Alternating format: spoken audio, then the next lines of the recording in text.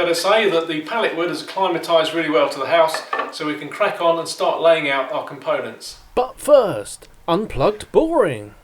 Okay, so I'm going to talk a little bit about boring today. Making holes, drilling, whatever you want to call it. I'm going to be talking about the brace and bit, very simple to use, and also the egg beater style drill. Now if you're using a brace, you're going to be using bits which have a tapering square end on them, which locates them nice and securely in the chuck. So all your power is transferred as a rotation rather than the chance of it slipping on the shaft of the drill. So if I just show you with this one, square taper fits inside the chuck of the drill. It should bottom out in there and feel quite loose.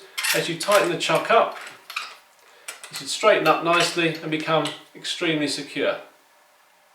Now if we take a look at the bit, we've got this helix which helps to clear all the bits out, and at the end we've got a tapered screw, and that's what helps draw the bit into the wood.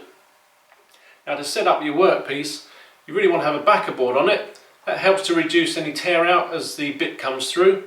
Also, because we've got a tapered screw on the end pulling the bit through, when it comes out the end it's got nothing to pull into. So always put a backer board on. Now you want to find the position for your hole. Use a square or whatever it is to mark out for your position. Now I'm going to use this awl to make a hole right on the intersection of my lines, like so.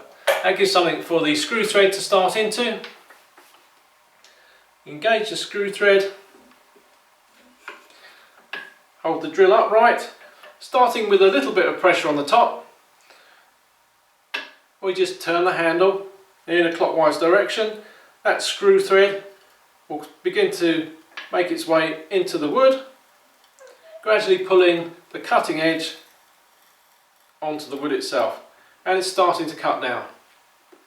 If you want a perpendicular hole, this is the point to check with a square. Check it from at least 2 different directions. If you go for 3, that gives you a really good idea of whether you're doing well or not. Just make any slight adjustment and then keep going. And you'll see it cuts relatively easily. The only problem you'll have is if you've got a blunt bit. The screw thread won't be strong enough to pull that cutter through if it's blunt, and you'll just stall. And this really is easy. It's relatively self-guiding as well, meaning to say that once you've started it off in the correct direction, it should stay like that.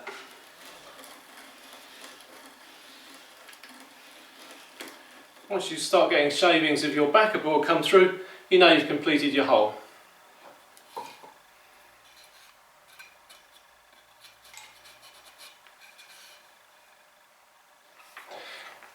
Now this brace is a very simple one. Simply turn it clockwise to go in and anti-clockwise to ease it out. It can get more complicated.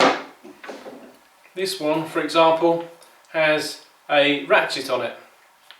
So we can either have it locked like so, or by just twisting here, we've got a ratchet. So I can keep going anti-clockwise and I'm not having to go right round in a circle. Twist it in the other direction and then I can drill forward. Now here's an example of one of the smaller bits, and they don't get an awful lot smaller because you can imagine putting a tapered screw thread on the front and then a bit that's larger in diameter to cut the main hole. You're limited with how small you can go with that. Now you can get an awful lot of bits for a brace. Lots are of the pattern that I've shown you before, but some of them, if you're going very small, you might end up with a spoon bit, which is like a gouge. Very easy to use. Also we've got this style which only has a point on the end and some cutters. They're more difficult to use because you've got to put plenty of pressure on the brace to keep it moving forwards, or it will just stall. I think I may have showed you last time, you can also get countersinks to fit a brace and also screwdriver bits. More sort of Forstner style bit here, again with the lead screw on there. That'll cut an 1.5 inch hole quite easily. But you don't need a whole load of bits. I get by at least 95% of the work I do with just these 5, ranging from 1/4 inch to 3/4 inch. Usually it will be for clearing out most of the wood in a mortise, where you pick the drill size which is a little bit smaller than you want. You don't have to worry too much about tear out there because you've knifed the edge of the mortise, and so if there is any tear out, that will stop automatically at the knife line as well. For smaller holes, I like to use the egg beater style hand drill and little twist drills. This is a standard type with a V-shaped end on the tip. Pretty much good for everything you do, but occasionally if you really want to avoid tear out, a brad point bit like this, which has got a point in the middle and a couple of spurs, just gives you a little bit more accuracy. To load up a bit, I've got a keyless chuck on this one. Some have little keys. Pop the bit in and then just spin the gear around. That tightens up on it. You only need it hand tight and that'll be fine. Once again, you're going to mark where you want to drill. Probably mark all your holes out first. Take an awl and just start that hole just a little bit. Then the point of the brad point bit, just sit in that hole. That'll guide your drill in exactly where you want it. And here it's a case of holding the drill upright. If you're right-handed, use your right hand, clockwise on the gear, and away you go.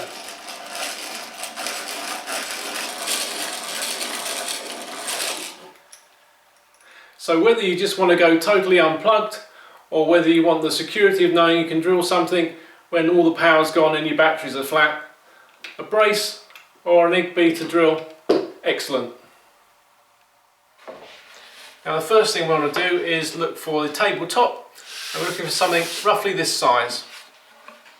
I've sorted through all the pallet wood and I've found 5 slats that are roughly the same sort of figure and grain on them. Luckily they're all roughly the same thickness as well.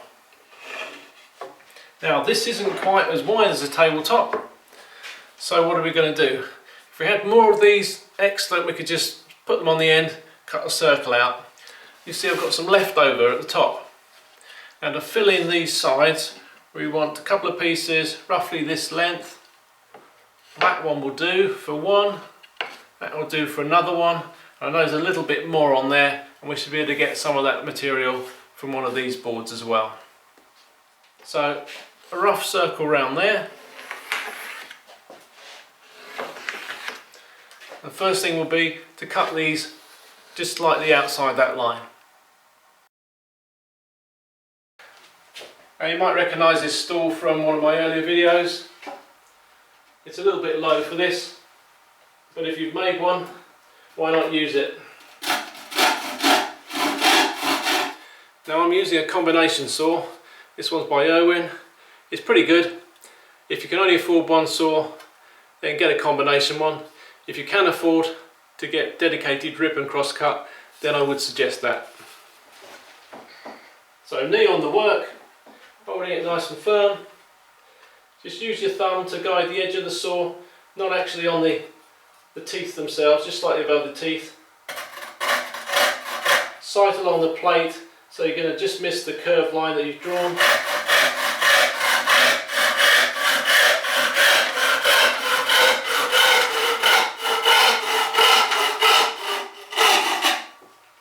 Very little pressure, really the saw is doing all the work. Obviously if you're working oak or something like that, it's going to take you a little longer. I don't know why I'm laughing. I've got some oak acclimatising at the moment for the other one of these.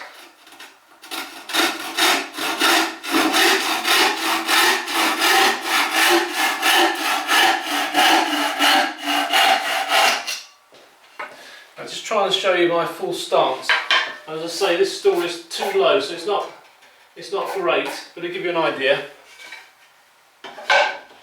So I put the cut line just outside the edge of the stool. Decide where you want your one leg, kneel on with the other one. So pretty much upright. Just bend over to start the saw. And you can go upright. Got plenty of power down the arm, which is nice and straight.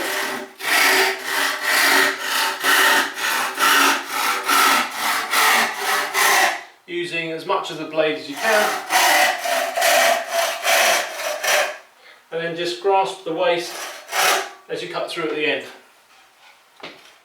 Now I've just laid those out again, and actually I've rearranged them slightly differently here, spreading the holes out, which I think might look quite nice. One of the pieces that I cut split on me. I thought the split was only to the nail hole, but it's actually right the way back here. So that's going to be a bit of a problem. What I'm going to do is rip that down a little bit narrower and use one of the other bits just to add on to the end to get me the full circle. Now to rip this one down, I'm going to be using the same saw again. So I'm using the finger gauge technique here. Finger on one edge, pencil in the other, lock those fingers together, and I can draw a line pretty much parallel to this edge. Obviously when we get closer to the finished thing we'll be using a marking gauge here, but this gives me a line close enough for me to saw to, and then I can use a plane to make sure that it's nice and straight. Using a knee to hold the board for this rip cut is a bit difficult because the board's so narrow, but you can use a couple of clamps, that's no problem. We'll just have to move the position of those as we work our way down the cut.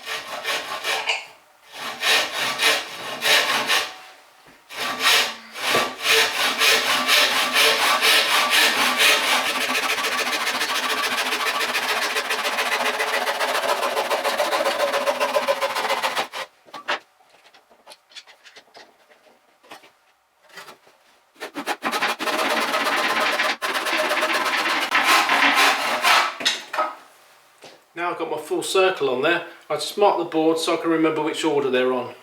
So I'll just do a triangle, like that, and I won't get mixed up.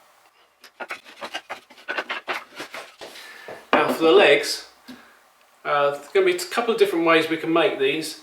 We're going to have joints at the top there. One way we can do a joint is simply like so, lap them. Well, that's pretty untidy. We could do a half lap, which is where we move half the width of one board, half from the other, and then they're lapped on top of each other and it becomes the same thickness all the way around. But seeing as these are quite thin, I'm thinking probably the best one for this would be to do a half lap joint, but by laminating two pieces together, like so. So we make each section twice as thick as the original boards, leaving out the section where they're going to overlap. That makes making the joint a lot easier. Now obviously these joints are angled slightly, so we will need to cut angles at the ends of the pieces that are laminated on. But I've got to find enough material to make 4 legs.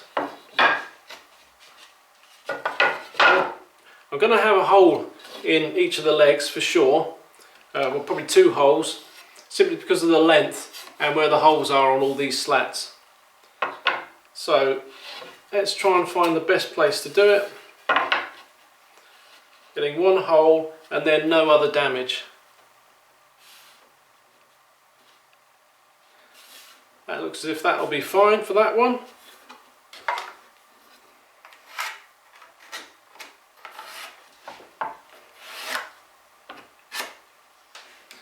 It needs to be twice as thick, so I need a second one, but the second one doesn't need to be as long because it's going to be kept short for the half lap joint. And I think we can easily get another piece out of there.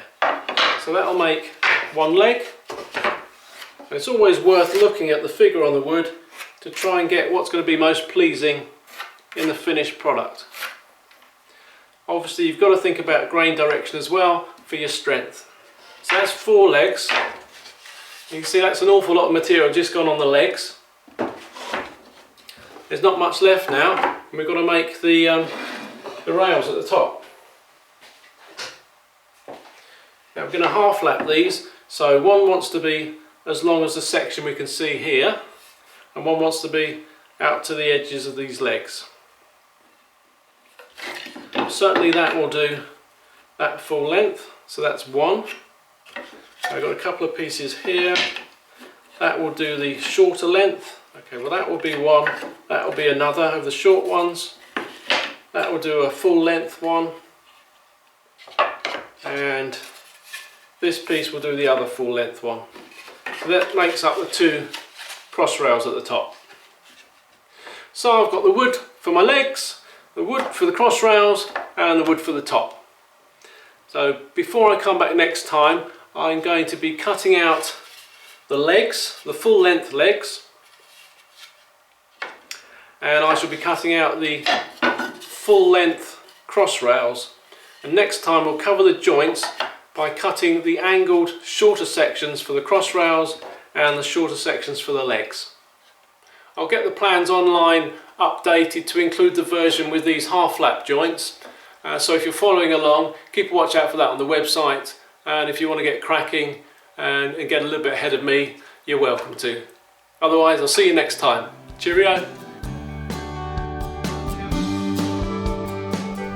Please take a moment to like, comment and subscribe, and follow me on social media for extra photos and videos from the workshop. Cheerio!